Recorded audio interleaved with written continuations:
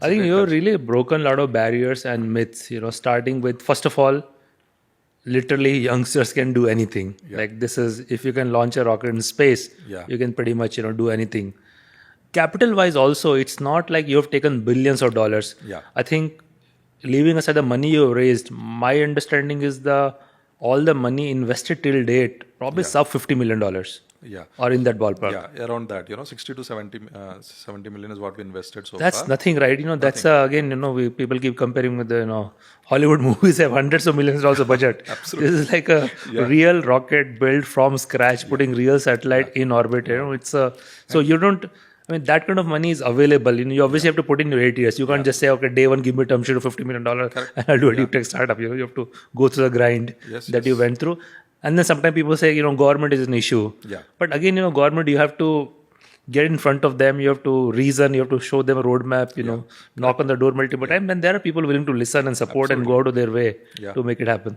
Yeah. So literally all, if you looked in 2018, right? I mean, all odds of success remained very low at that time. There was no policy, there was no funding environment, there was no proof that capability that we can build such complex tech, right? So all literally, we broke every glass ceiling down the road, whether it is raising capital, whether it is government support, whether it is building a team, building high tech stuff, everything. Literally, we discovered our path.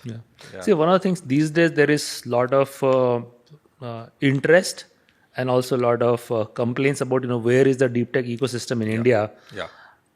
And I see a lot of people, there are people who are very accomplished, probably have very strong deep tech credentials. They say, I will start a company if I get $20 million funding. But you cannot. That means you are never starting. You need to start with $500,000, $1 million, do 2 years of hard work, put together a blueprint, white paper, some basic testing, something. Then you get your next 3-4 million. It has to be a journey. Yeah, absolutely. In fact, when we started Skyroot, Mukesh, it's a blessing that you came on board on the day one. But in fact, I was ready to raise 1 crore, 2 crores just to make progress. Right, so I was prepared for all in. Even if worst case I use my savings and start something.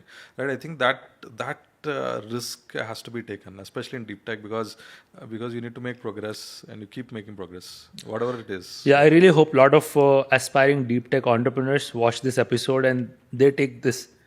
I think if someone is a working professional, you can start with a few crores of your own money. And if you knock on enough doors, you will find 5 or 10 crores. It's not that hard. You will not find 20 million on day one. But you have to earn your way to that 20 million. Absolutely. People are not ready to write the check for 20 million. And now there are 100 times more capital than when we started. Now RDI has been announced. RDI is 1 lakh crore fund. So where 50% can be funded by the government for deep tech projects. You just have to be more than TRL4. That's it. And then like a lot of deep tech funds have come across India, right? So riding on the recent successes in the deep tech ecosystem, now I'm sure more will come. And RDI is funding funds as a fund of fund. So I think it's probably 100x more capital today for building a deep tech venture. Right now, RDI is also a pioneering initiative by Government of India. 1 lakh crore is a humongous amount of money, and they're also very keen to start distributing that money. Already, I think first batch has been allocated to various funds, and it is only going to again get more and more active and participate in the ecosystem creation.